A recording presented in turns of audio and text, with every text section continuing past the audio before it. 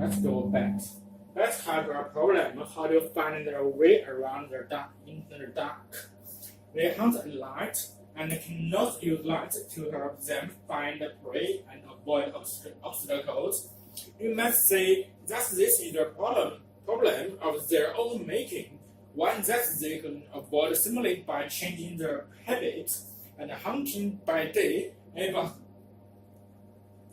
the daytime economy is already heavily exploited by other creatures such as birds, given that there is a living to be made at night, and given that alternative daytime trades are thoroughly occupied, nature selection has favored bats that make a go of the night hunting trade. It is probably that the nocturnal traits go way back in the ancestry of all mammals. In their time, dinosaurs dominated the daytime economy over mammalian ancestors, probably only managed to survive at all because they found ways of scraping a living at night. Only after the mysterious mass extinction of the dinosaurs about 65 million years ago were our ancestors able to emerge into the daylight in any substantial numbers. Let's have an engineering problem how to find their way and find their prey in the absence of light. Bats are not the only creatures to face this difficulty today. Obviously, the light-flying insects that they prey on must find their way about somehow. Deep-sea fish and whales have little or no light by day and by night. Fish and dolphins that live in extremely muddy water cannot see because although there is a light, it is obstructed and scattered by the dirt in the water. Plenty of the other modern animals make their living in conditions where seeing is difficult or impossible. Given their questions of how to maneuver in the dark, what solution must an engineer consider? The first one that must occur to him is to manufacture light, to use a lantern or a searchlight. Fireflies and some fish dealing with the help of bacteria have the power to manufacture their own light, but the process seems to consume a large amount of energy. Fireflies use their light for attracting mates. This doesn't require a prohibitive amount of energy. A mere tiny pinprick of light can be seen by a female from some distance on dark light, since her eyes are exposed directly to the light source itself. However, using light to find one's own way around requires vastly more energy, since the eyes have to detect the tiny fraction of their light that balance of each part of the sense. The light source must be therefore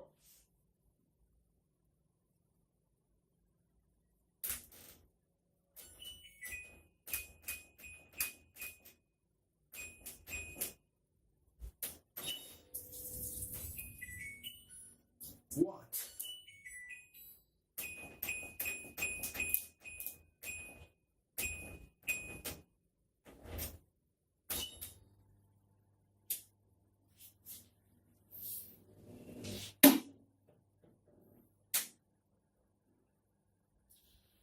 The light source must therefore be immensely brighter if it is to be used as a highlight to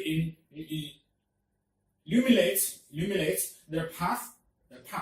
Then, if it is to be used as a signal to others in any event, whether or not the reason is the energy expense, it seems to be the case that with the possible inspection of some weird deep-sea fish, no animal apart from men use manufactured light to find its whereabouts. What else might the engineer think of where blind Blind humans sometimes seem to have an uncanny sense of obstacles.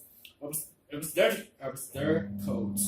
their past, it has been given the name visual vision, and because blind people have reported that it feels a bit like the sense of touch on their face, one report tells a totally blind boy who could ride his tricycle at the speed around the block near his home using visual vision.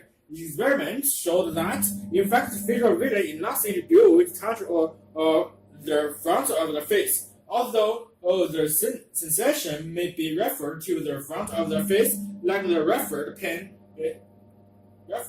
in a phantom limb, and the sensation of visual vision, it turns out, really goes in through their ears. Blind people, without even being aware of the fact, are actually using echoes of their own footsteps and of other sounds to sense the presence of their obstacles. Before this were discovered, engineers had already built instruments to exploit the principle. For example, to measure the depth of the sea under ship.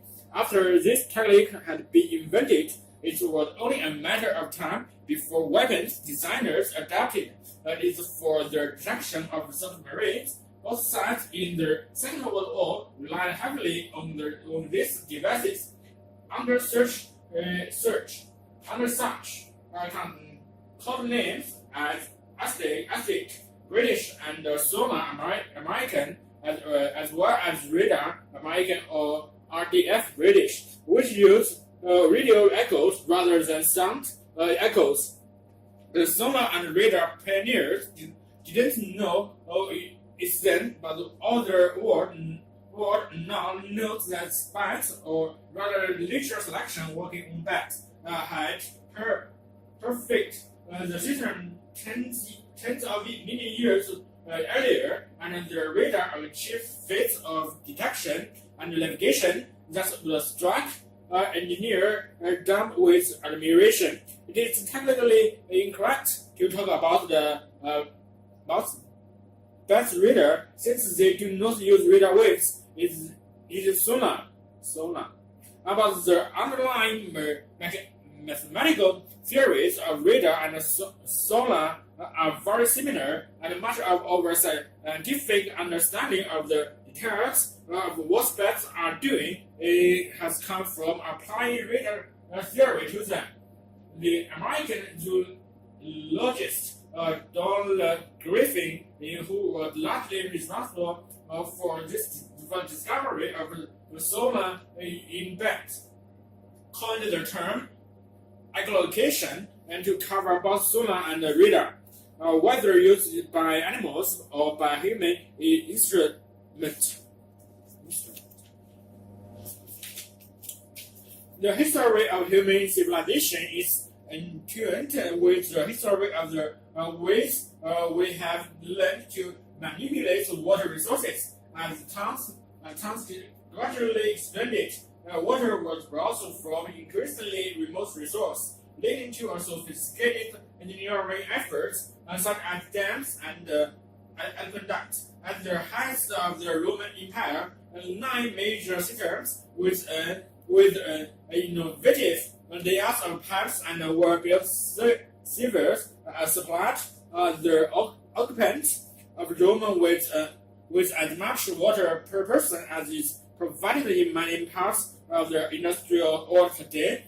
During the Industrial Revolution and the population explosion of the 19th and 20th centuries, the demand for water rose dramatically, unprecedented.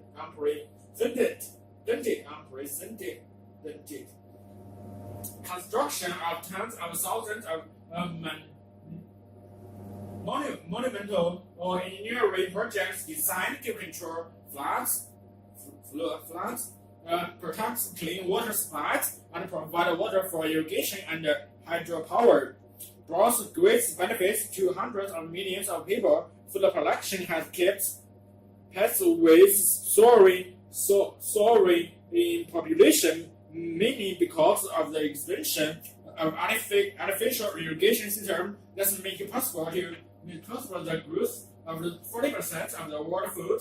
Nearly 1/5 of all the electricity generated worldwide is produced by turbine spun by the power of the falling water. If there is a dark side of this future, despite over progress, half of the world's population still suffers with water service interfere to those available to the ancient Greeks and Romans. And the United Nations report on access to water reiterated in November 2001.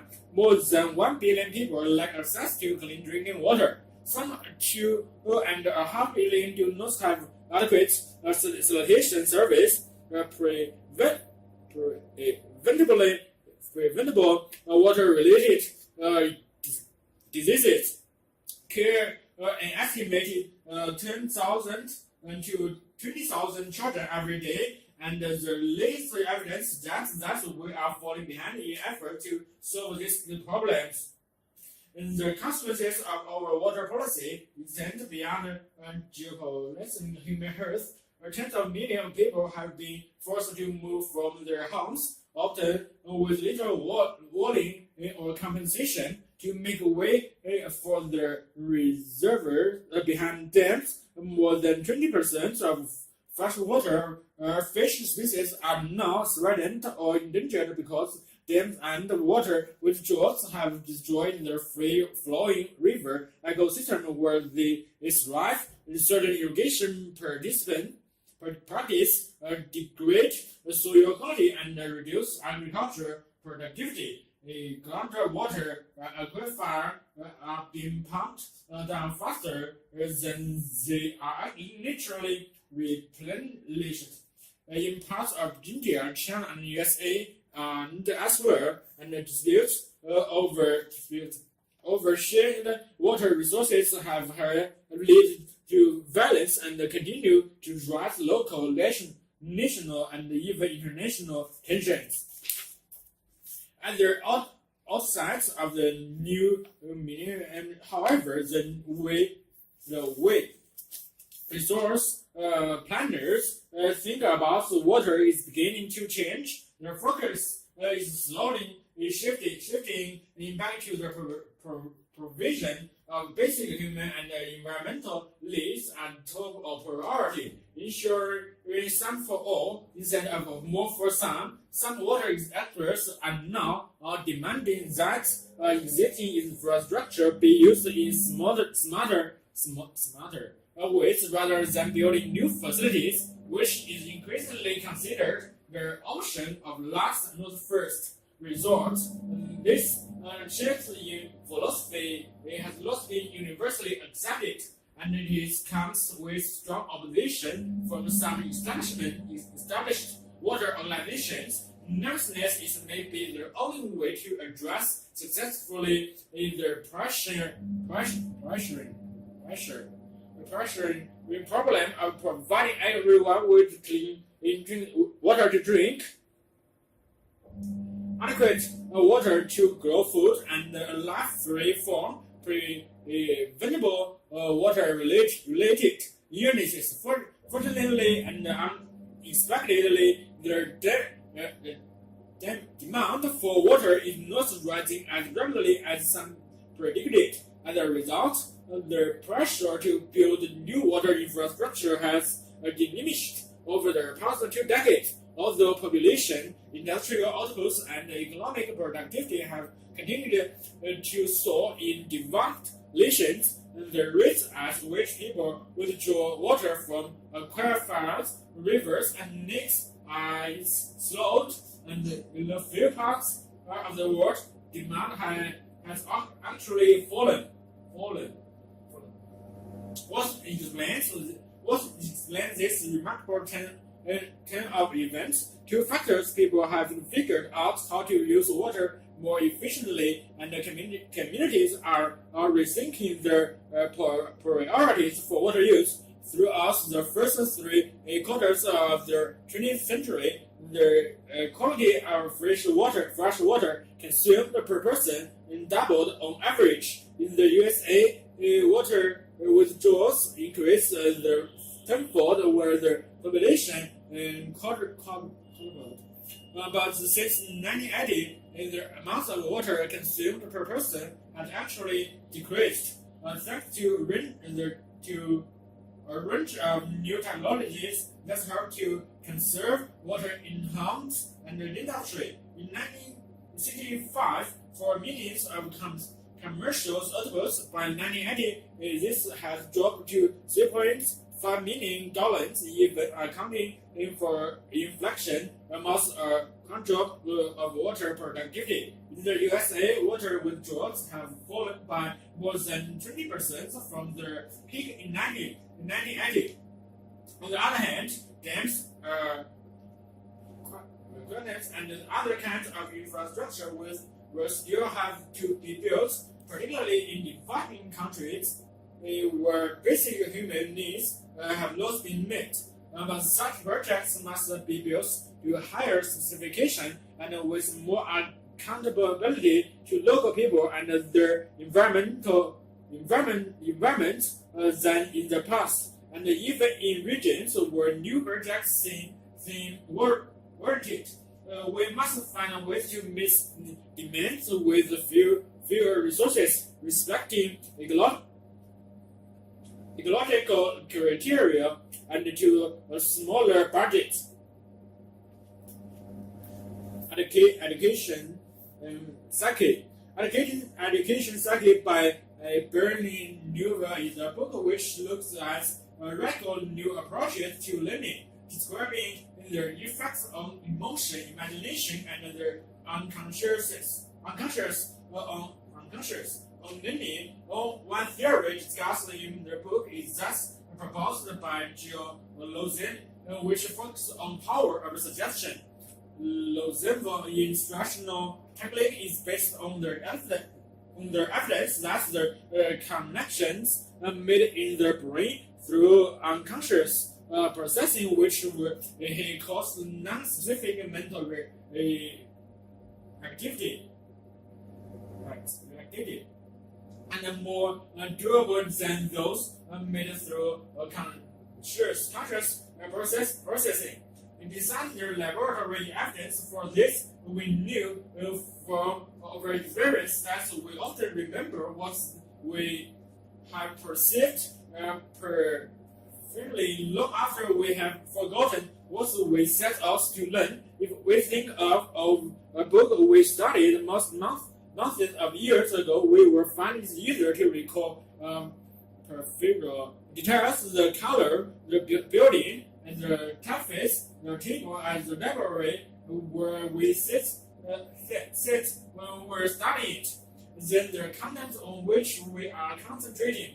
If we think of a lecture we listen to with great concentration, we will recall the lecture's appearance and mannerism of a place in the auditorium. The failure of the air conditioning much more easier than the idea we want to learn, even if these details are a bit of elusive. They come back readily in hypothesis, or when we relive the event imaginatively, as in psychodrama. The detail of the contents of the lecture, on the other hand, seem to have gone forever. This phenomenon can be partly attributed to the common counterproductive approach to study, making an extreme effort to memorize intensive methods, including fatal, but it also simply reflects the way in their brain functions. Therefore, made indirect instruction suggestion central to its teaching system. In Suggestivpedia, as he called his method, consciousness is shifted away from the curriculum to focus on something in the curriculum, and then becomes peripheral and is dealt always by the reserve or capacity of the brain, and there suggests objective approach to foreign language learning provides a good illustration. In its most recent variant, 1980, it consists of a reading of vocabulary and a task where the class is listening to music. The first session is in two parts. In the first part, the music is classical Mozart, Beethoven, perhaps, and the teacher reads the text slowly and solely with attention to the dynamics of the music. The students follow the text in their books. This is followed by several minutes of silence. In the second part, they listen to baroque music, where the teacher reads the text in a normally speaking voice. During this time, they have their books closed during the whole of the session. Their attention is passive. They listen to the music but make no attempt to learn the material. Beforehand, the students have been carefully prepared for the language learning experience. Through meeting with the staff and certified students, they develop the expectation that learning will be easy and pleasant, and that they will successfully learn several hundred words of the foreign language during their class. In the preliminary talk, the teacher introduces them to the material to be covered, but does not teach it. Likewise, the students are instructed not to try to learn during this introduction. Some hours after the two-part session, there is a follow-up class at which the students are stimulated to recall the material presented. Once again, the approach is indirect.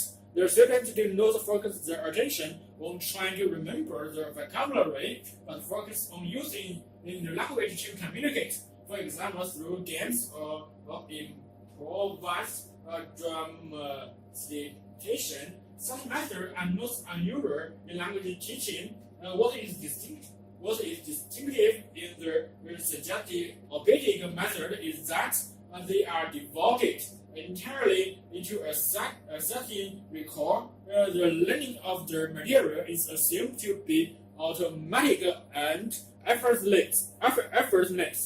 Accomplished while listening to music. The teacher's task is to assess the students to apply what they have learned consciously, and in doing so, to make it easily accessible to consciousness. Another difference from conventional teaching is the evidence that students can regularly learn 1,000 new words of the foreign language during a subject-object session, as well as grammar and idiom. Experimented with teaching by direct suggestion during sleep, hypothesis and translates, but found such a procedure unnecessary. Hypothesis, yoga, silva, mind control, religions, ceremonies, and face healing are all associated with successful suggestion, but none of their techniques seem to be essential to it. Such a ritual may be seen as placebo. Lozino acknowledges that the ritual surrounding suggestion in his own system is also a placebo, but maintains that without such a placebo, people are unable or afraid to tap the reserve capacity of their brains. Like any placebo, it must be dispensed with authority to be effective, just as the doctor calls on the full power of altruistic suggestion by insisting that the patient take precisely this rattle capsule precisely 3 times a day before meals. Lozinov is categoric in insisting that the suggested objective session be conducted exactly in the manner designed by trained and accredited. suggest Beijing teachers were suggest Beijing has gained some notoriety through success in the teaching of modern languages. Few teachers are able to emulate their spectacular results of learning and its associates. We can perhaps attribute medical results to an inadequate placebo effect. The students have not developed the appropriate mindset. They are often less motivated to learn through this method. They do not have enough faith. They do not motivated to learn through this method. They do not have enough faith. They do not see it as real teaching, especially as it does not seem to involve their work. They have learned to believe is essential to learning.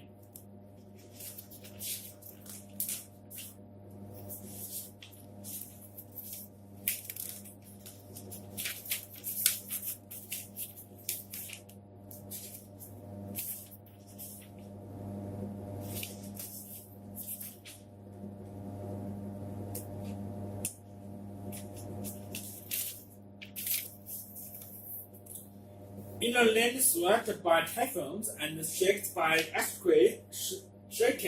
earthquakes, how have Japan's tallest and seemingly famous older buildings, 500 or so wooden pandas,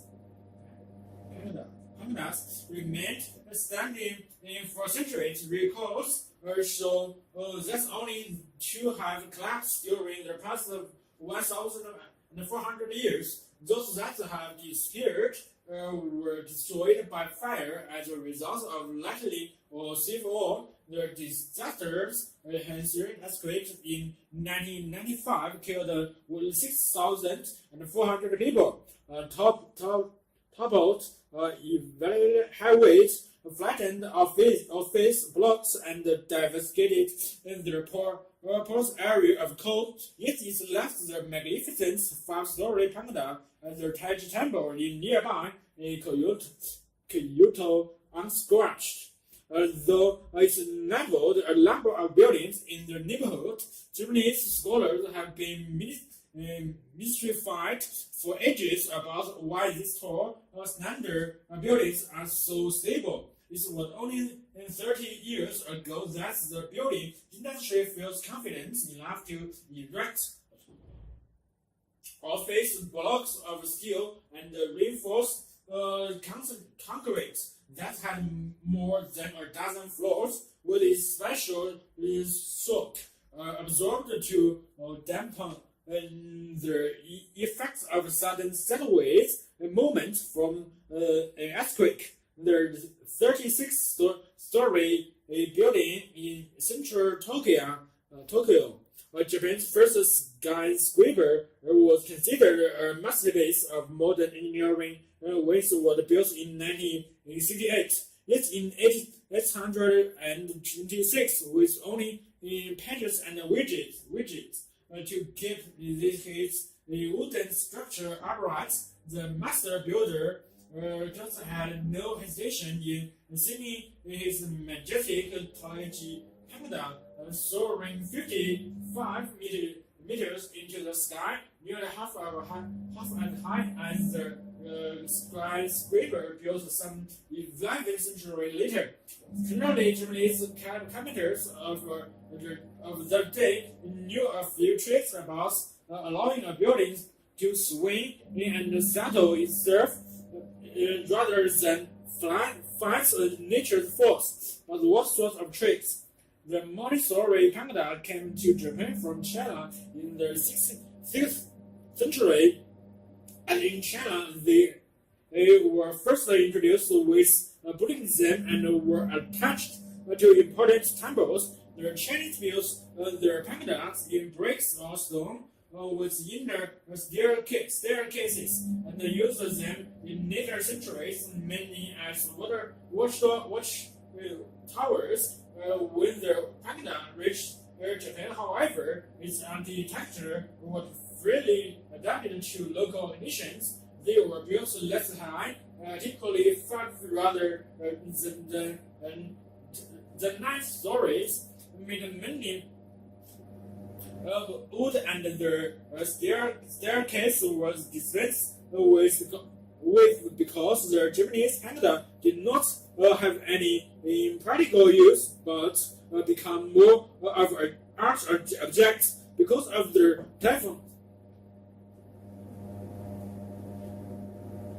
Because of the typhoons that battered Japan in the summer, Japanese builders learned to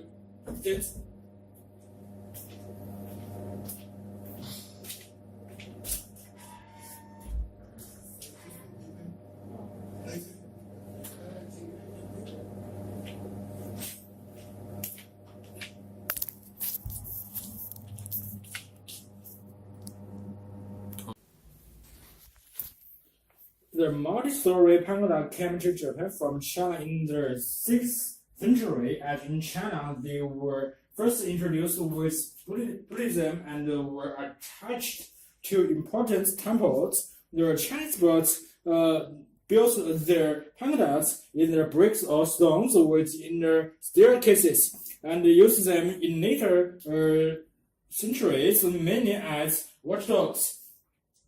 When the panda reached Japan, however, its architecture was freely adapted to local conditions. They were built next high, typically 5 stories and 9 stories, made many of wood, and the staircase were dispensed with cords. The Japanese panda did not have any practical use, but became more of a art objects because of their typhoons. That's better Japan in summer. Japanese builders learned to extend their evolves or buildings further beyond the walls. This prevents rainwater gushing down the wall. Pandas in China and Korea have lost enough their overhang, and that is found on pandas in Japan. The roof of the Japanese temple or building can be made to overhang the size of their structure by 50% or more of the building's overall width. For the same reason, the builders of Japanese pandas seem to have further increased their width by choosing to cover this extent. Evolves not with the broken tails of many Chinese pandas, but with a much heavier earthworm tails. But this does not totally explain the great reliance of Japanese pandas. It's the answer that's like a type pine tree. The Japanese panda with its massive trunk-like central pylon as similarly fixes and sits during a typhoon or earthquake. For centuries, many thought so, but the answer is not so simple because the startling thing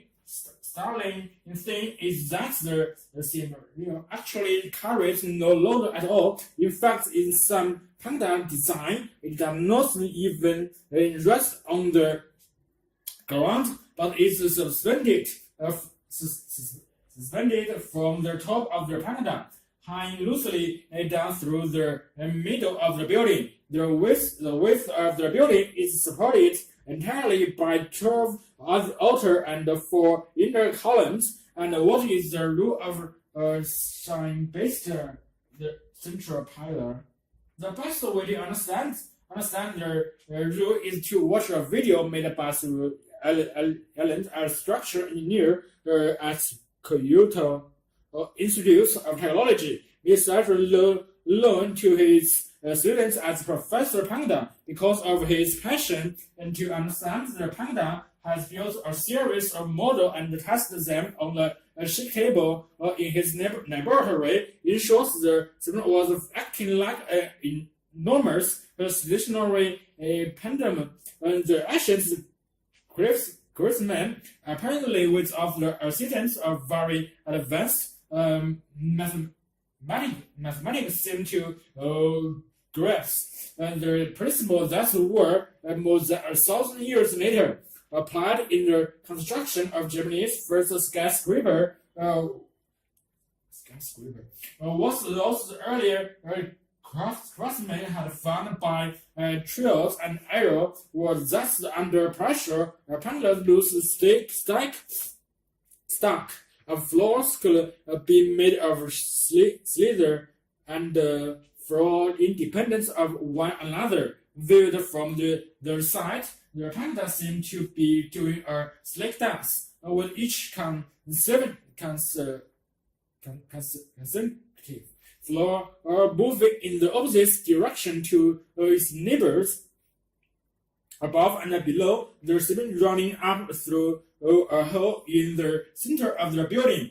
Constrained individual story is from moving too far because after moving a certain distance, they bend into it, transmitting the energy away along the column. Another strange feature of the Japanese panda is that because the building entails with each successive floor plane and being smaller than the one below, one of the vertical pillars that carry the weight of the building is connected to its corresponding pillar above. In other words, a 5-story panda contains not even one pillar that travels right up through the building to carry the structure's loads from the top to the bottom.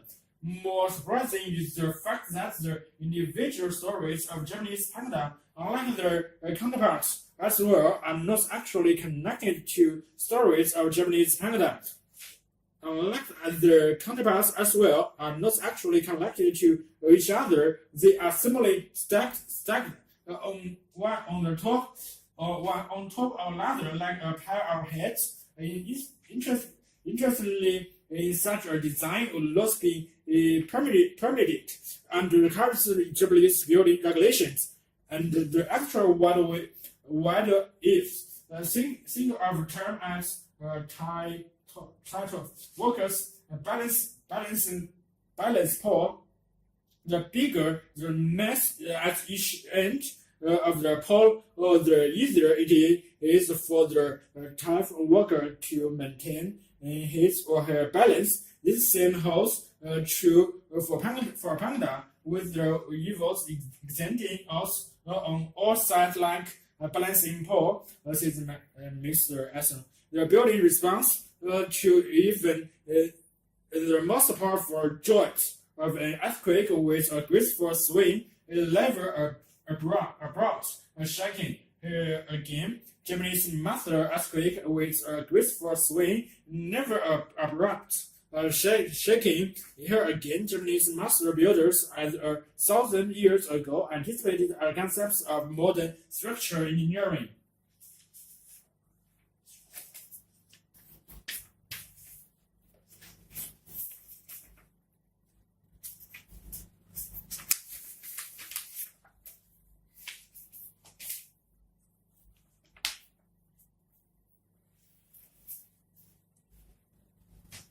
For more than 40 years, the cost of food has been rising. It has now reached a point where a growing number of people believe that it is far too high, and that bringing it down will be one of the greatest challenges of the 21st century. That cost, however, is not immediately cash in the West at least.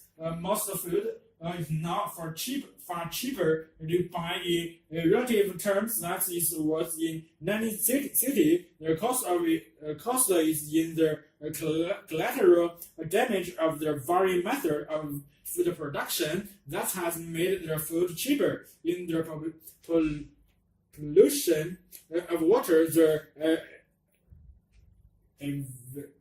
invasion of soil, the destruction of wildlife, the harm to animal welfare, and the threat to human health caused by modern industrial agriculture. First, the mechanization,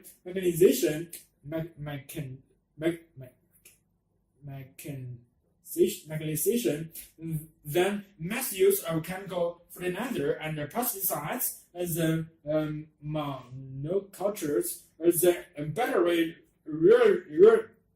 rearing of livestock, and non-genetic engineering, the onward march of intensive farming has seemed unstoppable in the last 5 centuries, and the yields of produce have soared, but the damage it has caused has been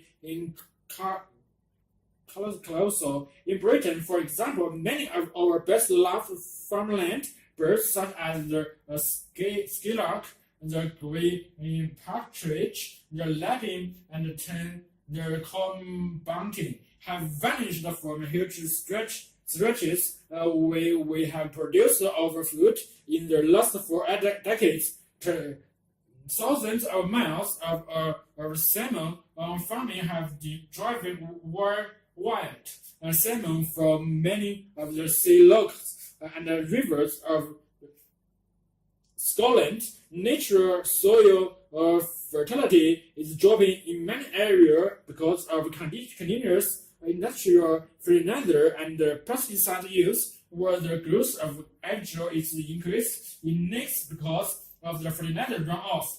Put it all together, and it looks like a battlefield, but consumers really make the connection at the dinner table. That is mainly because the cost of all this damage are what economists refer to as externalities. They are outside the main transaction, which is, for example, producing and selling a field of wheat, and are borne directly by neither producer nor consumers. To many, the costs may not even appear to be financial at all, but many think as terrible shame, but nothing to do with money. And anyway, as consumers of food, they certainly aren't paying for it, are they? But the cost to society can actually be quantified, and when added up, can amount to a staggering sum. A remarkable exercise in doing this has been carried out by one of the world's leading thinkers on the future of agriculture, Professor Jules Purdy, director of the Culture of Environments and Society at the University of Essex. Professor Purdy and his colleagues calculated the externalities of British agriculture for one particular year. They added up the cost of repairing the damages caused and came up with a total figure of 2,343 million. This million pounds. This is equivalent to 208 pounds for every hectare of arable land and permanent pasture, almost as much again as the total governments and the EU spent on British farming in that year. And according to Professor Brady, it was conservative estimate. The costs include 112 and 120 million pounds for removal of pesticides, 16 million pounds for removal of nitrates, 55 million pounds for removal of sulfate, and soil, 23 million pounds for the removal of the bark.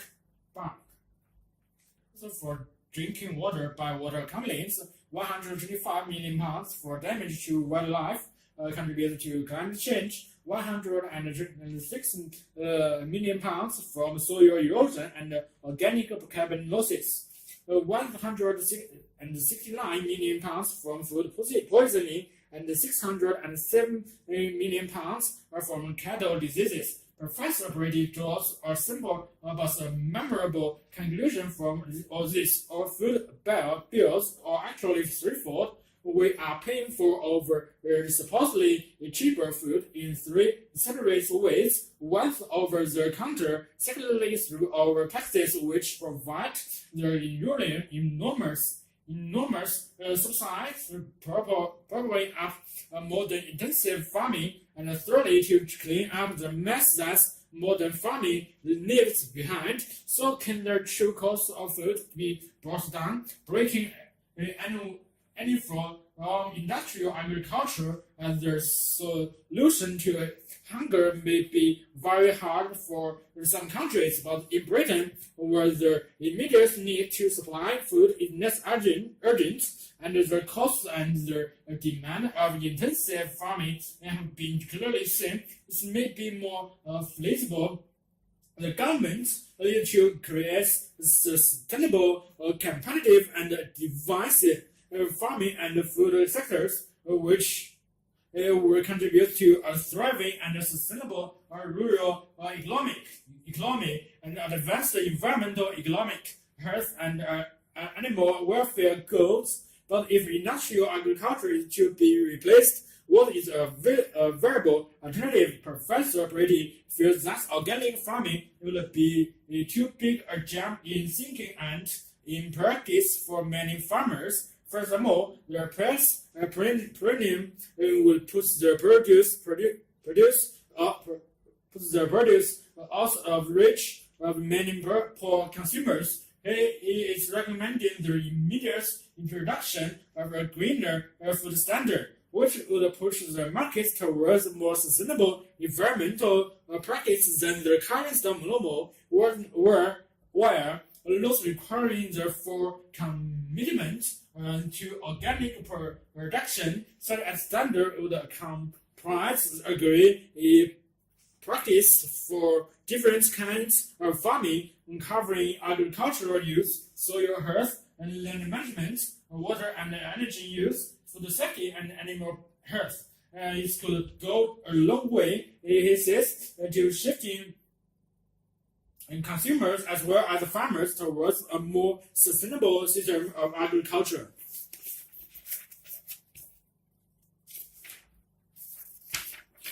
Integrated rural transport projects. The disappointing results of many conventional road transport projects in Africa lead some experts to rethink the strategy by which rural transport problems were to be tackled at the beginning of the 1980s. A request for help in improving the availability of transport within the remote Mati districts of southwestern Tanzania presents the opportunity to try a new approach. The concept of integrated rural transport was adopted in the task of examining the transport needs of the rural households in the districts. The objective was to reduce the time and effort needed to obtain access to essential goods and service through an improved rural transport system. The underlying assumption was that the time saved would be used instead for alternatives that would improve the social and economic development of the communities. The multi-integrated rural transport project started in 1985 with financial support from the Swiss Development Corporation and was coordinated with the help of the Tanzanian government. When the project began, Mati districts were virtually totally isolated during the rain season, and the regional road was in such bad shape that access to the main towns was impossible for about 3 months of the year. Road traffic was extremely rare within the districts, and alternative means of transport were restricted to donkeys. In the loss of the district's people relied primarily on their paths, which it was slippery and dangerous during the rains. Before a solution could be proposed, the problem had to be understood. Little was known about the transport demands of the rural households. So phase 1 between December 1985 and December 1987 focused on research the socio-economic survey of more than 400 households in the districts indicated that a household in Makti spends on average seven hours a day on transport themselves and their goods, a figure which seems extreme but which has also been obtained in surveys in another rural area in Africa. Interestingly, in fact regarding transport were found 95% were on foot, 8% were within the locality, and 70% were related to the collection of water and firewood and traveling to Guangding miles. Having determined the main transport leads, possible solution was to identify the ways which must reduce the time and the burden. During Phase 2, from January to February 1991, a number of approaches was implemented in an effort to improve mobility and access to transport. An improvement of the road network was considered necessary to ensure the imports and exports of goods to the district. And this improvement was carried out using methods that were heavily dependent on labor. In addition to the improvement of roads, this method provides a training in the operation of mechanical workshops, and bus and truck. And service, however, the difference from the conventional approach was that this time consideration was given to local transport leads outside the road network. Most goods were transported along the path that provide shortcuts up and down on the hillsides. The path was a real safety risky and made the journey on foot even more advanced. It made sense to improve the path by building steps, handrails, and footbridges. It was uncommon to find means of transport that were more efficient than walking but less technologically advanced than motor vehicles. The use of bicycle was constrained by their high cost and their lack of advance than motorcycle vehicles. The use of bicycles was constrained by their high cost and the lack of available spare parts. Oxygen were not used as all bus donkeys were used by a few households in the northern parts of the district. MIRTP focused on what would be most appropriate for the inhabitants of Makti in terms of what was available, how much they could afford, and what they were willing to accept.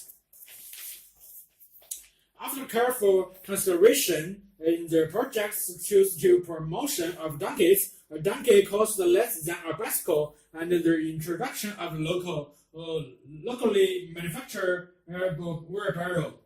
At the end of the Phase 2, it was clear that the selected approaches to Makti transport problems had different degrees of success. Phase 3, from March 1991 to March 1993, focused on the reinforcement and the institutionalization of these activities. The road improvements and accompanying maintenance system had helped make the district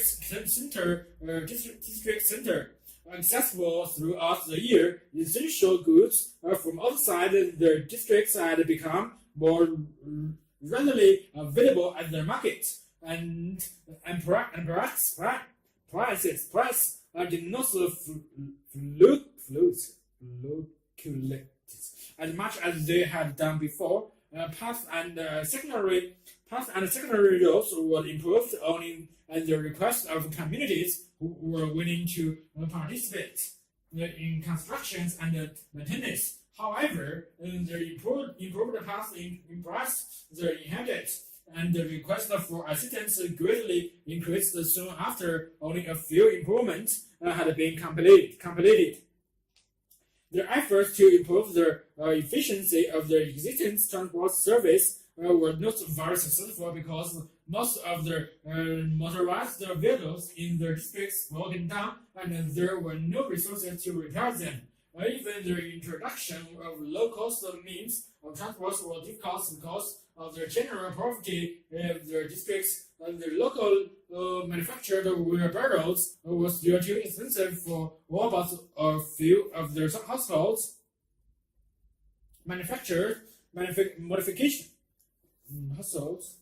Modifications to the original design by local carpenters cuts production time and cost. Other local carpenters have been trained in the new design so that they can respond to requests. Nevertheless, local produced a wooden wheelbarrow which cost around 5,000 Tanzania shilling in less than 20 US dollars in market, and is about one quarter the cost of a mental wheelbarrow. It's still too expensive for most people. Donkeys which were imported to the district have become more common and contribute, in particular, to the transportation of crops and goods to market. And those who have bought donkeys are mainly from richer households, but with increased supply through local breeding. Donkeys should become more affordable. Meanwhile, local initiatives are promoting the renting out of the existing donkeys. It should be noted, however, that a donkey which at 20,000 Tanzania shillings costs less than a bicycle is still an investment equal to an average household's income over half a year. This clearly illustrates the need for supplementary measures if one wants to assess the rural poor. It would have been easy to criticize the MIRTP for using its earlier phase top-down approach in which decisions were made by experts and officials before being handed down to communities, but it was necessary to start the process from the level of the governmental authorities of the districts. It would have been difficult to respond to the request of villagers and other rural inhabitants without the support and understanding of district authorities. Today, nobody in the districts argues about the importance of improved paths and inexpensive means of transport, but this is the result of dedicated work over a long period, particularly from the efforts in charge of community development. They play an essential role in raising awareness and interest among the rural communities. The concept of integrated rural transport is now well established in Tanzania, where a major program of rural transport is just about to start. The experiences from market will help in this initiative, and the market districts will act as a reference for future work.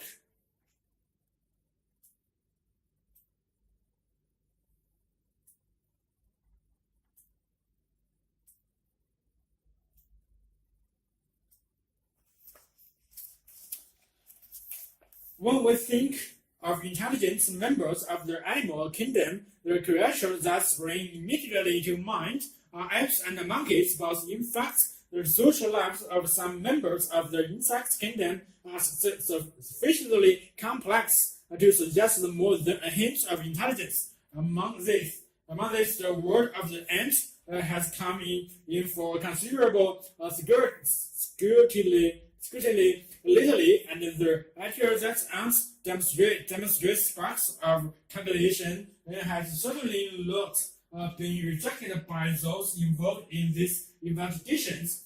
Ants store food, repel attackers, and use chemical signals to contact one another in case of attack.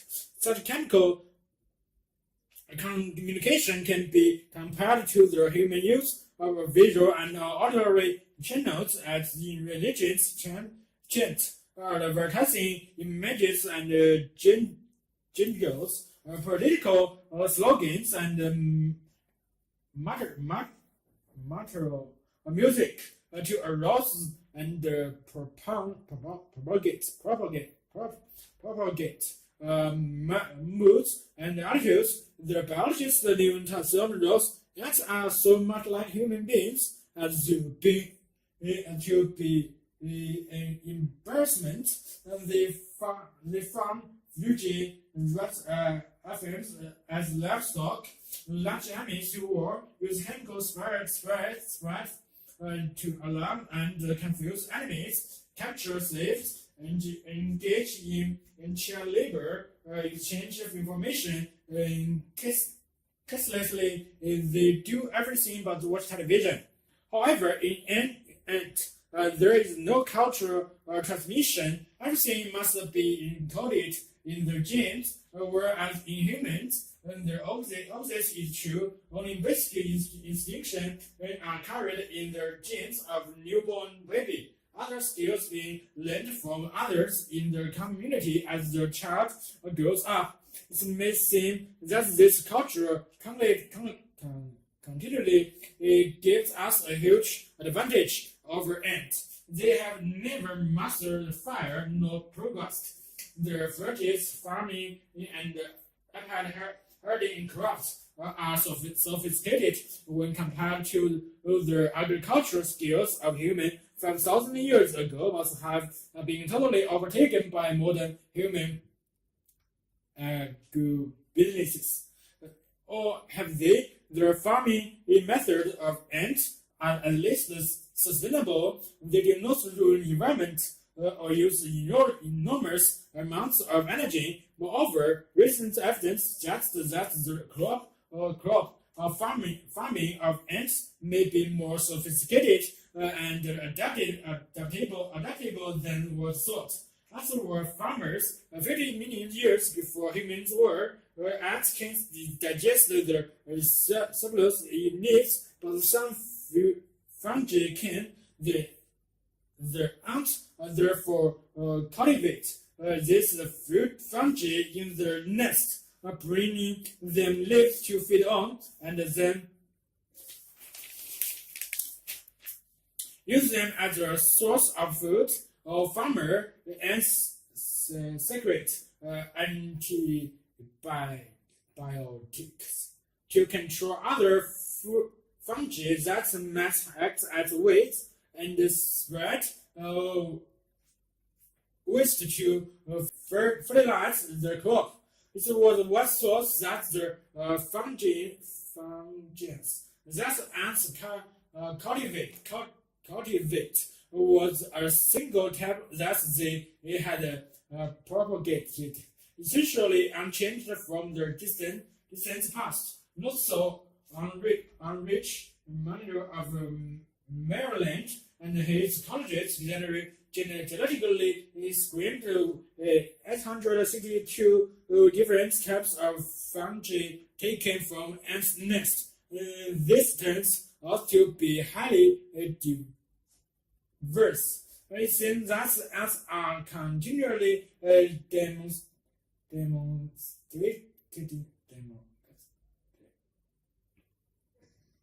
new species. Even more impressively, the DNA analysis of the fungi suggests that the ants improve or modify their fungi by regularly swapping and sharing skins with neighbors, with neighboring ant colony.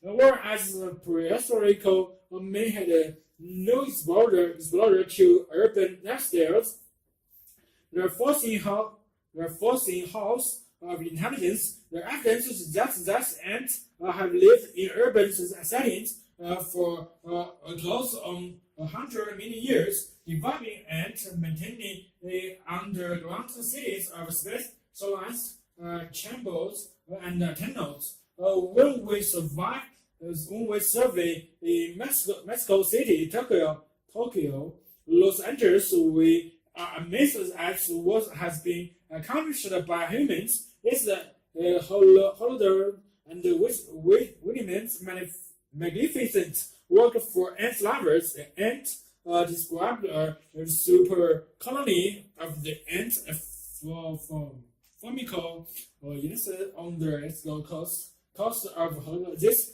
megalopolis was reported to be composed of 360 million workers and million queens living in 4,500 interconnected nests across the territory of 2.7 square kilometers. Such enduring and catastrophically measured levels of technical achievement outstrip by far anything achieved by our distant ancestors. Were hailed as masterpieces. The cave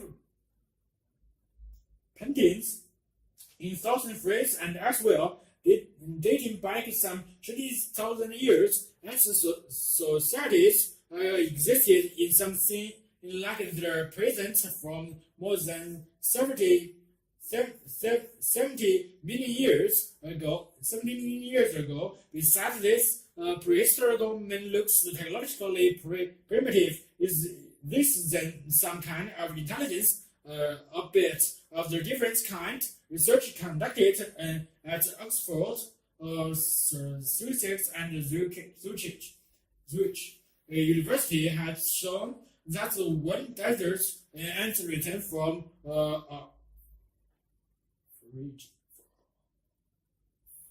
foraging trip,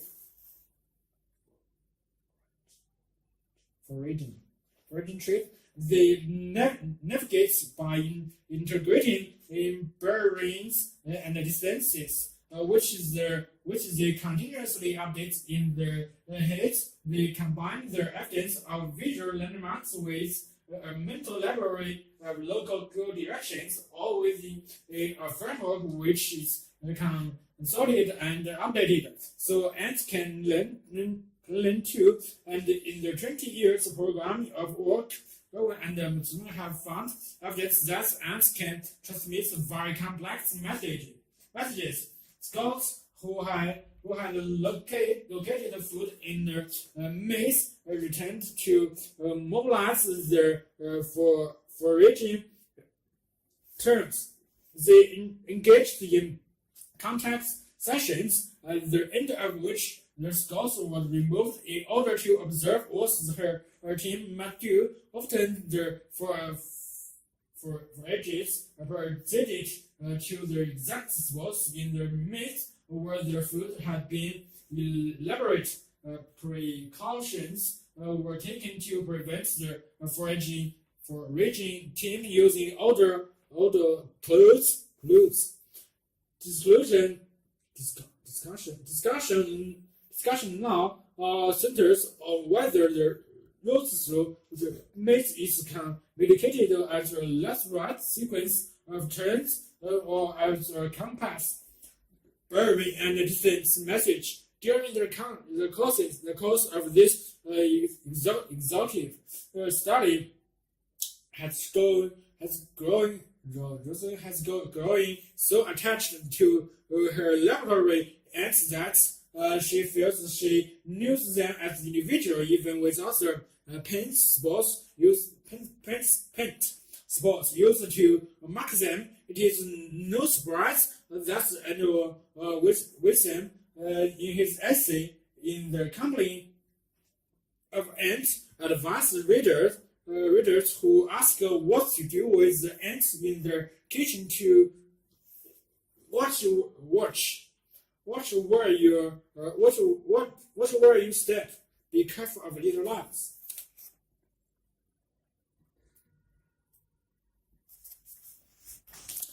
Population movements and genetics. Study of the origins and the distribution of human population used to be based on archaeological and fossil evidence. A number of techniques developed since the 1950s, however, have placed the study of these subjects on a sounder and more objective footing. The best information on earlier population movements is now being obtained from the archaeology of the living body. The clue to be found in genetic material. Recent work on the problem of when people first entered the Americans is an example of the value of these new techniques. Northeast Asia and Siberia have long been accepted as the launching ground for the first human colonies of the New World.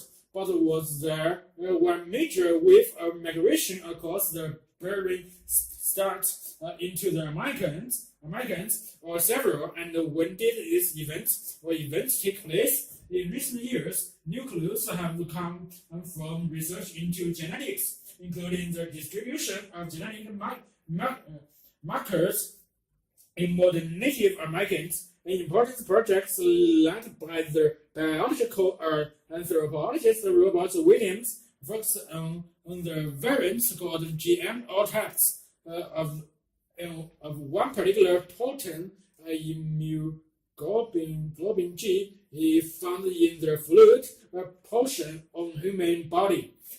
All proteins drifts or produce variants over the genetic generations, and the members of an interbreeding human population will share a set of such variations. Thus, by comparing the GM types of two different populations, for example, two Indian tribes, one can establish their genetic distance, which itself can be collaborate to give an indication of the length of time since this population must interbreed.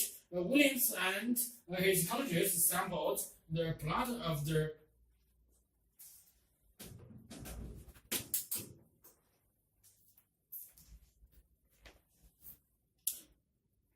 over 5,000 American Indians in western North America during a 20 year period. They found that their GM types could be divided into two groups, one of which also corresponded to the genetic typing of Central and South American Indians. Other tests showed that the Indians and only formed a third group. From this evidence, it was deduced that there had been three major waves of migration across the Bering Strait. The first Paleo-Indian wave more than 15,000 years ago was ancestral to all Central and South American Indians. The second wave, about 14,000 to 12,000 years ago, brought hunters, ancestral of the Navajo and Apache, who only migrated south from Canada about 600 or 700 years ago. The third wave, perhaps 10,000 or 9,000 years ago, saw the migration from Northeast Asia of groups essential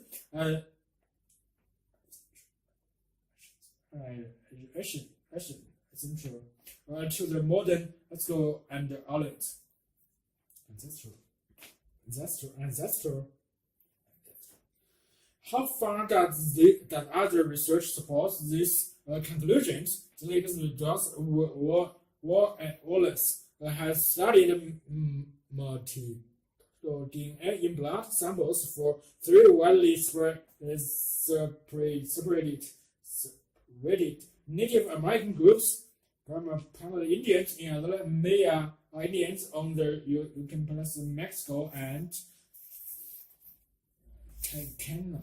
Indians in the urban Amazon region of Brazil, as would have been predicted by Robert Williams and Women's work. All three groups appear to be descended from the same ancestral population.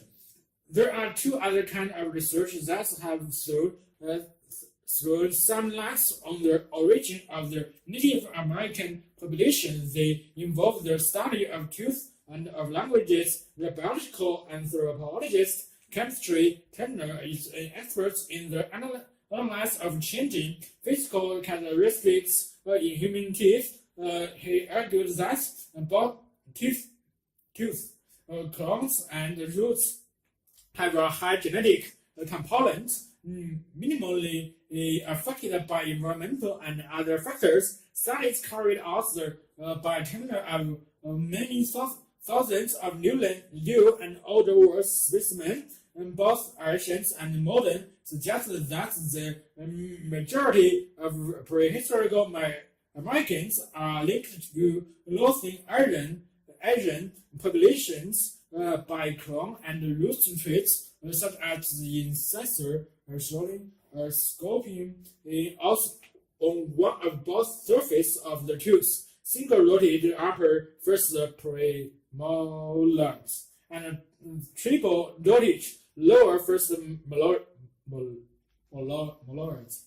According to Turner, this ties is in which the idea of the single palatal intermigration also of North Asia, which he says as before 14,000 years ago by collaborating rates of dental microevolution. Tooth analytes also suggest that there were two later migration of Leudans and The linguistic Joseph Greenberg has since the 1950s argued that all Native American languages belong to a single Amine family, except for non-dense and a view that gives credence to the idea of three main migrations. Greenberg is in the majority among fellow linguists, most of whom favor the notion of a great many ways of migration to account for the more than 1,000 languages spoken at one time by American Indians.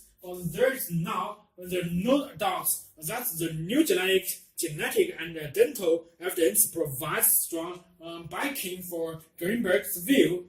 This given for the migration should nevertheless be treated with caution, except were supported by hard archaeology evidence.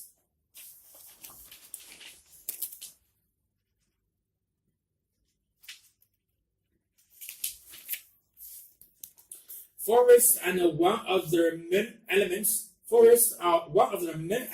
of our nature heritage. The declining of European forests over the last decades and a half has led to an increasing awareness and understanding of the serious imbalances which threaten them. European countries are becoming increasingly concerned by major threats to European forests, threats which know no frontier other than those of geography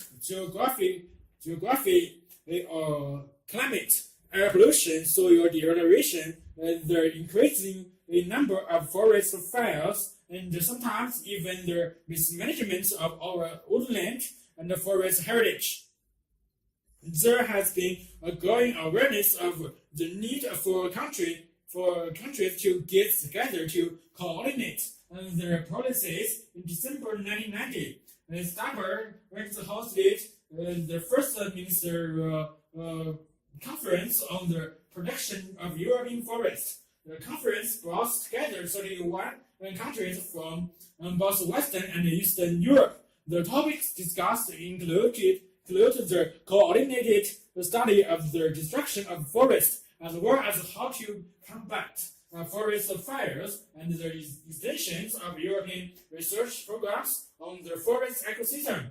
The preparatory work for the conference had been undertaken at 2 meetings of experts. Their initial task was to decide which of the many forest problems of common concern to Europe involved the largest number of countries and must be the subjects of joint action. Those confined to particular geographical areas such as countries bordering the Mediterranean or the Nordic countries, therefore had to be discarded. However, this does not mean that in future they will be ignored, and the whole European countries see forests as performing the triple function: biological, economic, and recreational. The first is to act as a green lung for our planet. By means of photosynthesis, forests produce oxygen through the transformation of solar energy. Thus, fulfilling what's for humans is the essential rule of immense non-polluting power plants. At the same time, forests provide raw material for human activities through the constantly renewed production of wood.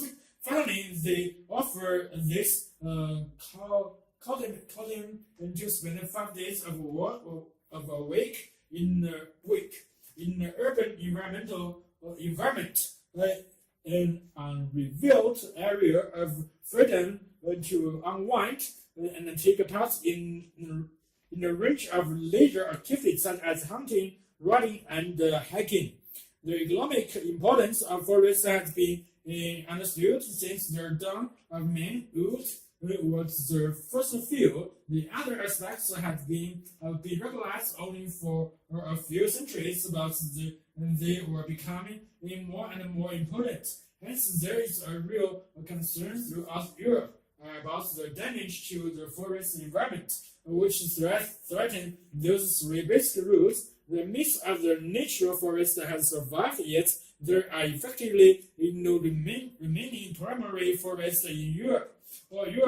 European forests are artificial, having been adapted and exploited by man for thousands of years. This means that a forest policy is vital, that it must transcend national fertile and generations of people, and that it must allow for the inevitable changes that take place in the forest.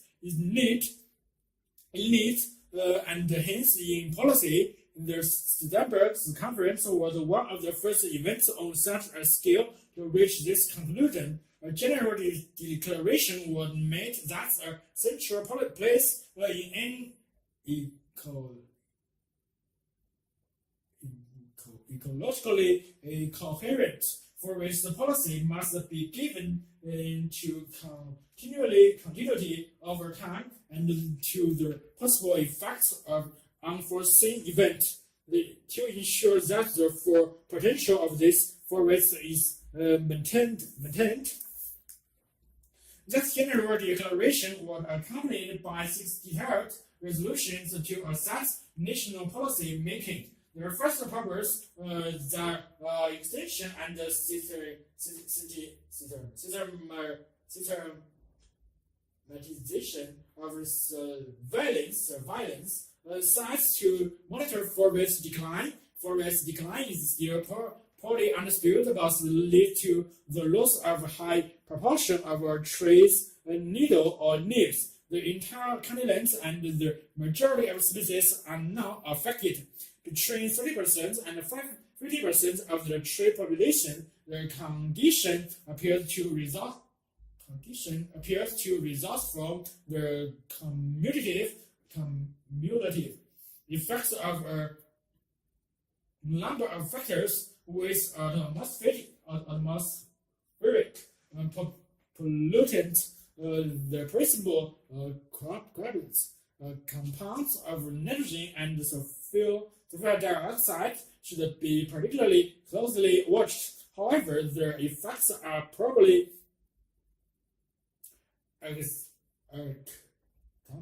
by climatic factors such as droughts and hard winters, or soil imbalance such as soil acidification, which damages the roots. The second resolution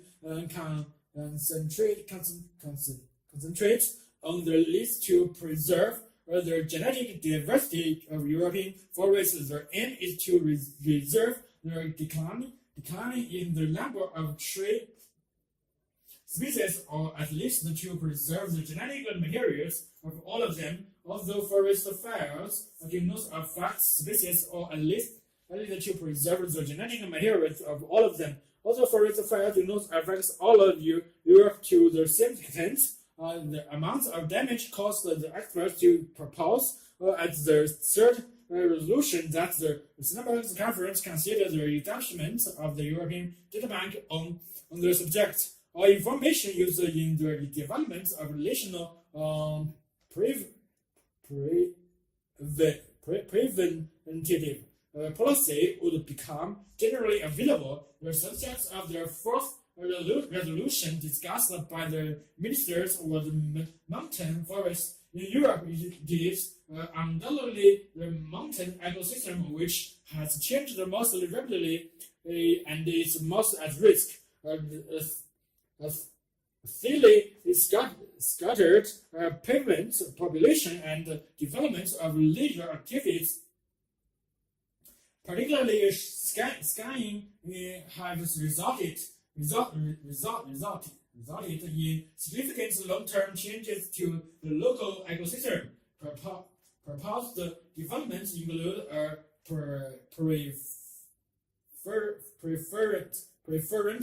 preferential research program on mountain and forests. The fifth resolution should support joint European research on tree diseases and their physiological and biochemical aspects. Each country concerned could increase the number of scholarships and other financial aspects. Each country is concerned could increase the number of scholars and other financial support for doctoral thesis and research projects in this area. Finally, the conference established the harmonious activities in individual countries as well as identify a number of major priority research topics relating to the protection of forests. The Starbucks conference and main concern was provide for the future. This was the initial motivation. One now shared by all 31 participants representing 31 European countries. The final text commits then to ongoing discussion between government representatives with responsibility for forests.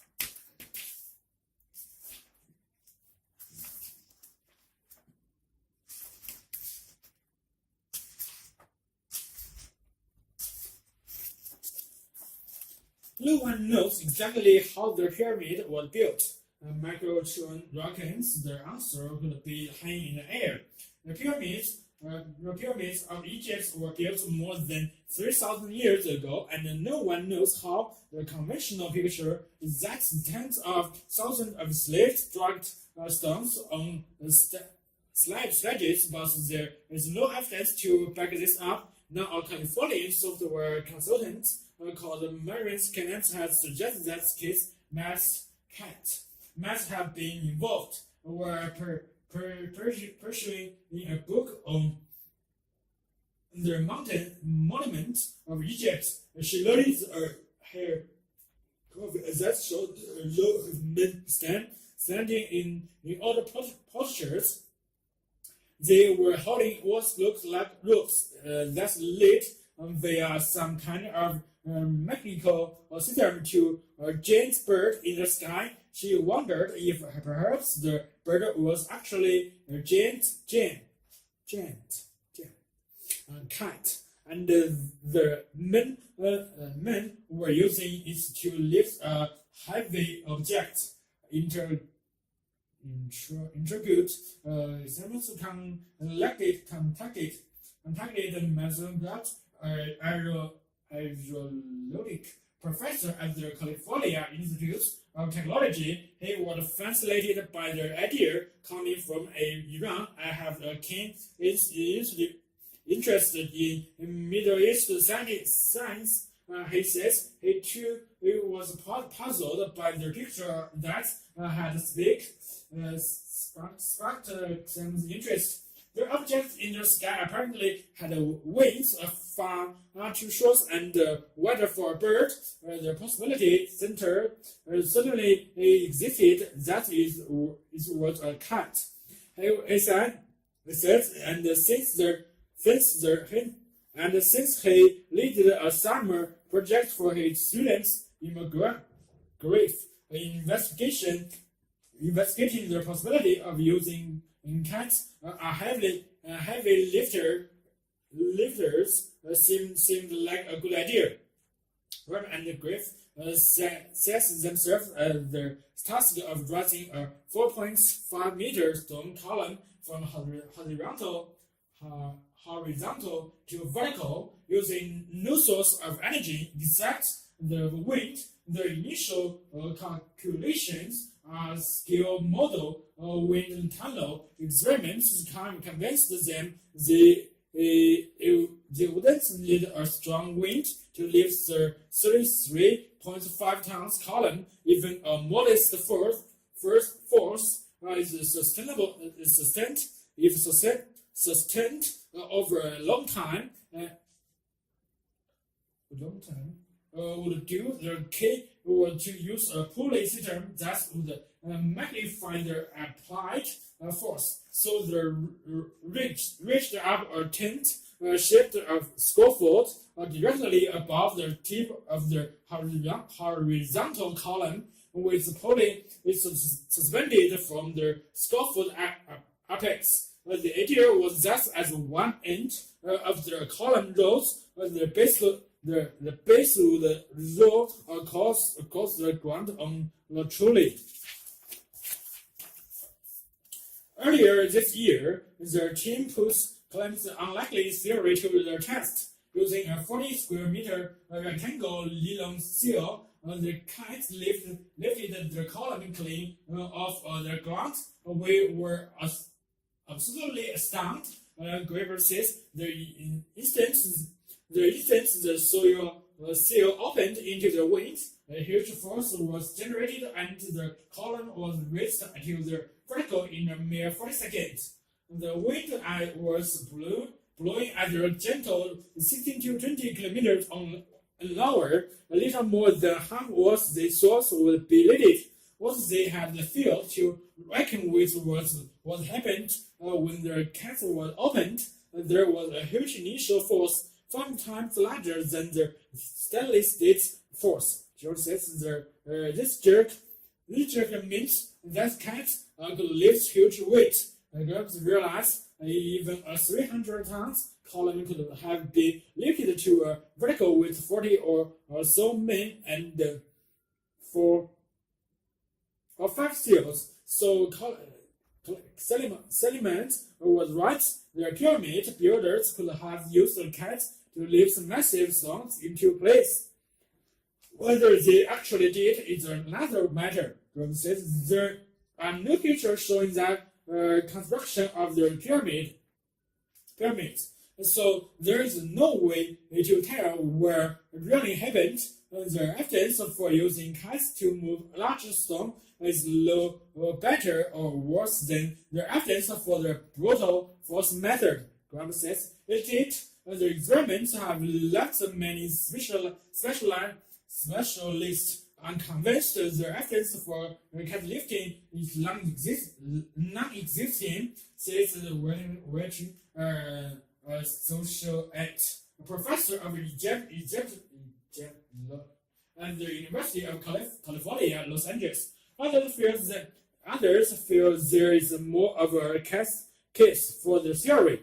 Harnessing the wind would not have been a problem for accomplished soilers like the Egyptians, and they are known to have used wooden pulleys, which could have been made strong enough to bear the weight of massive block of stone. In addition, there is some physical evidence that the ancient Egyptians were interested in flat wooden artifacts found on the step pyramid, as the throne looks uncanny like a modern grinder, although it dates from several hundred years after the building of the pyramids. Its sophistication suggests that the Egyptians must have been developing ideas of flats for a long time, and other ancient civilizations certainly knew about cats. As early as 1250 BC, the Chinese were using them to deliver messages and dump flaming and debris on their folds. The experiment must even have particular use nowadays. There are plenty of places around the globe where people have no access to heavy machinery, but do know how to deal with wind, sailing, and basic mechanical principles. Grambus has already been contacted by a civil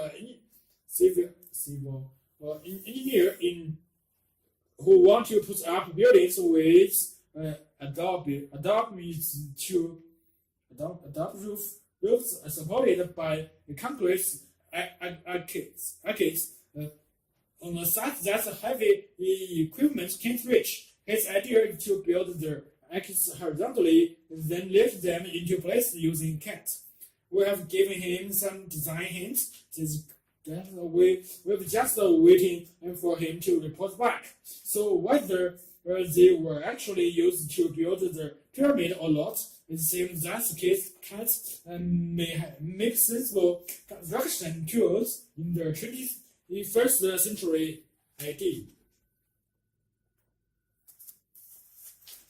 Endless harvest. More than 200 years ago, Russian explorers and fur hunters landed on the Atotan Islands, a volcanic archipelago in the North Pacific, and learned of a land mass that lay further to the north. The island's native inhabitants called this land mass Alaska, the Graceland. Today we know is as Alaska. There are 49 states to join the 49th states to join the United States of America in 1959. Alaska is 41/5 the size of the mainland 48 states combined. It shares with Canada the second longest river system in North America and has over half the coastline of the United States. The rivers feed into the Bering Sea and the Gulf of Alaska, cold, nutrient-rich waters which supports tens of millions of seabirds and over 400 species of fish, shellfish, and mollusks, taking advantage of this rich boundary. Alaska's commercial fisheries have developed into some of the largest in the world. According to the Alaska Department of Fish and Game, Alaska commercial fisheries landed hundreds of thousands of tons of shellfish and herring, and well over 1 million tons of groundfish, cod, sole, perch, and porco. In 2000, the two cultural herds and so of Alaska's Facebook fish, however, is salmon. Salmon nose writer Susan lives in the Great Alaska Nature Factbook. Pumps through Alaska liquid through heart, brain, rhythmic, circulating nourishment to land, animals, and people. Their predictable abundance of salmon allows some native cultures to flourish, and dying sparrows feed bears, ages, other animals, and ultimately in the sole reserve. All 5 species of Pacific salmon, chinlook, or king, cham, or dog, cock, or silver salmon commercially caught in North America are produced there. Indeed, if Alaska was an independent nation, it would be the largest producer of wild salmon in the world. During 2000, commercial catches of Pacific salmon in Alaska exceeded 320,000 tons, which with an ex-versal value of over 260 million US dollars. Catches have not always been healthy. Between 1940 and 1959, overfishing into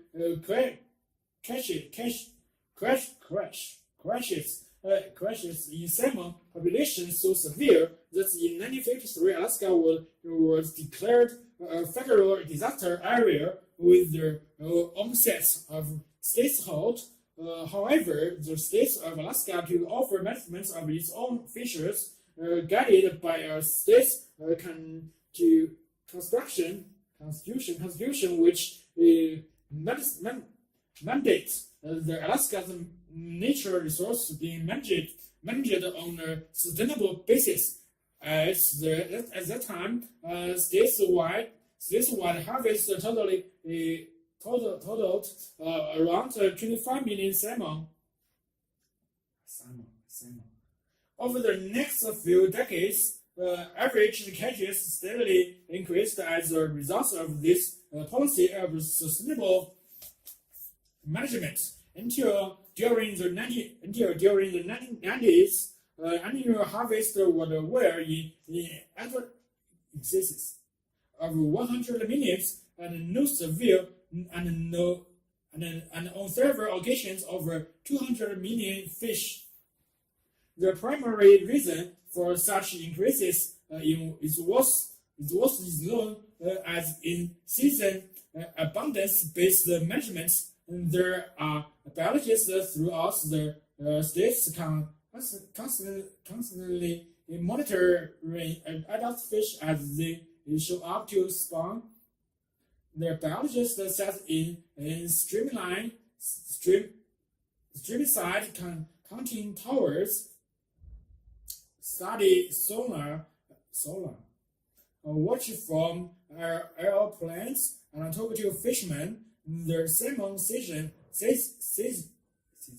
in Alaska is not preset. The fishermen know the approximate time of year when they will be allowed to fish, but on any given day, one or more field biologists in a particular area will put a halt to fishing. Even sports fishing can be brought to a halt. It is this management mechanism that has allowed Alaska salmon stocks and accordingly Alaska salmon fishers to prosper. Even a salmon population in the rest of the United States are increasingly considered threatened or even endangered. In 1999, the Management Stewardship Council commissioned a review of Alaska's salmon fishery. The council, which was founded in 1996, certified the fisheries that meet high environmental standards, enabling them to use a label that recognizes the environmental responsibility. The MSC has established a set of criteria by which commercial fishery can be judged, recognizing the potential benefits of being identified as environmental responsibility. Requesting the undergo of the certification process, the MSC then appoint a certification and committee composed of a panel of fishery experts which gather information and opinions from fishermen and biologists,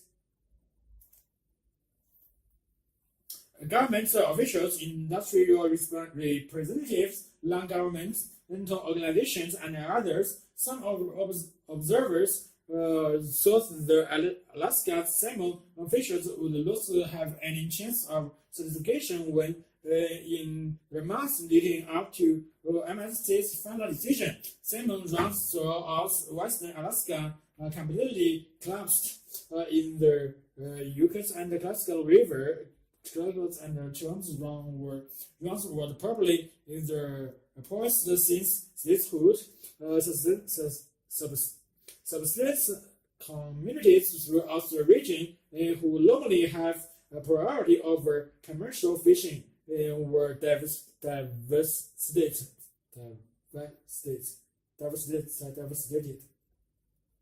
The crisis was completely unexpected, but researchers believe it had nothing to do with the impacts of the fishers, rather the content. It was almost certainly the result of climate shifts promoted in parts by cumulative effects of the phenomena on Pacific Ocean and temperatures accumulating in the harsh winter in which huge numbers of salmon eggs was frozen. This could have meant the end of as far as the certification process was concerned. However, the states reacted quickly, closing down all fisheries, even those necessary for subsistence purposes. In September 2000, MSC announced that the Alaska salmon fishers qualified for certification, and 7 companies producing Alaska salmon were immediately granted permission to display the MSC logo on the product. Certification is for an initial period of 5 years with an annual review to ensure that the fisheries can continue to meet the required standards.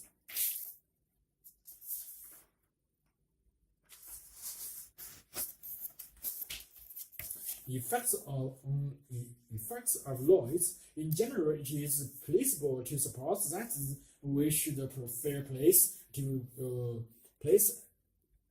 and quest to laws, and yes, most of us have had the experience of having to adjust to sleeping in the mountains or the countryside because it was initially too quiet, and experience that suggests that humans are capable of adapting into a wide range of noise levels. Research supports this view. For example, Glass and Singers 1972 exposed a paper to a short burst of very loud noise and then measured their ability to work out problems and their physiological reaction to the noise. And the noise was quite disruptive at first, but after about 4 minutes, the subjects were doing just as well on their task as control subjects who were not exposed to noise.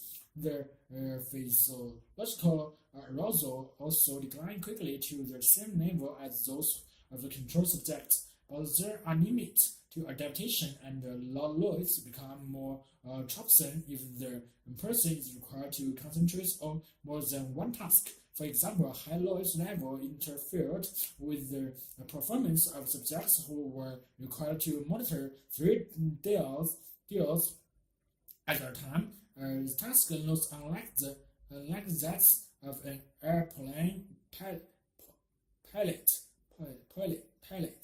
or an air traffic controller. 1957. Similarly, noise did not affect a subject's ability to track a moving line with a steering wheel, but it did interfere with the subject's ability to repeat numbers while tracking. Probably the most significant finding from research on noise is that it predictably is more important than how loud it is. We are much more able to turn out chaotic background noise, even if it is quite loud, than to work under circumstances with unexpected intrusion of noise in the class, and a single study in which subjects were the relative burst of noise as they worked on a task. Some subjects heard loud bursts and others heard sorts of a burst. For some subjects, the burst was spaced exactly 1 minute apart. Predictable noise. Others heard the same amount of noise overall, but the burst occurred at random intervals. Unpredictable noise. Subjects reported finding the predictable and unpredictable noise equally annoying, and all subjects performed at about the same level during the noise portion of the experiment, but the different noise conditions had quite different after effects when the subjects were required to proofread written material under the conditions of low noise. As shown in Table 1, the unpredictable noise produced more errors in the later proofreading task than predictable noise, and the source unpredictable noise actually produced slightly more errors on this task than the loud predictable noise. Apparently, unpredictable noise produces more fatigue than predictable noise, but it takes a while for this fatigue to take its toll on performance. Predictability is not the only variable that reduces or eliminates the negative effects of noise. Another is control. If the individual knows that he or she can control the noise, this seems to eliminate both its negative effects at the time and its after effects. This is true even if the individual never actually exercises his or her options to turn the noise off. Thus, and single 1972, just the knowledge that one has control is sufficient. The studies discussed so far exposed people to noise for only short period, and only transient effects were studied. But the major worry about noise environment is that living day after day with chronic noise may produce serious lasting effect. One study suggesting that this worry is a realistic one. Compared elementary school pupils who attend schools near Los Angeles business airports with students who attend schools in quiet neighborhoods. 1980. It was found that children from the noisy schools had higher blood pressure and were more easily distracted than those who attended the quiet schools. Moreover, there was no evidence of adaptability to the noise. In fact, the longer the children had attended the noise schools, the more distractible they become, and the effects also seem to be long-lasting. Following the follow-up studies showed that children who were moved to less noisy classrooms still showed greater distractibility in 1 year later than students who had always been in the quiet schools. 1981, and it should be noted that the two groups of children had been carefully matched by the investigators so that they were compatible in age, athletic series, and social classes.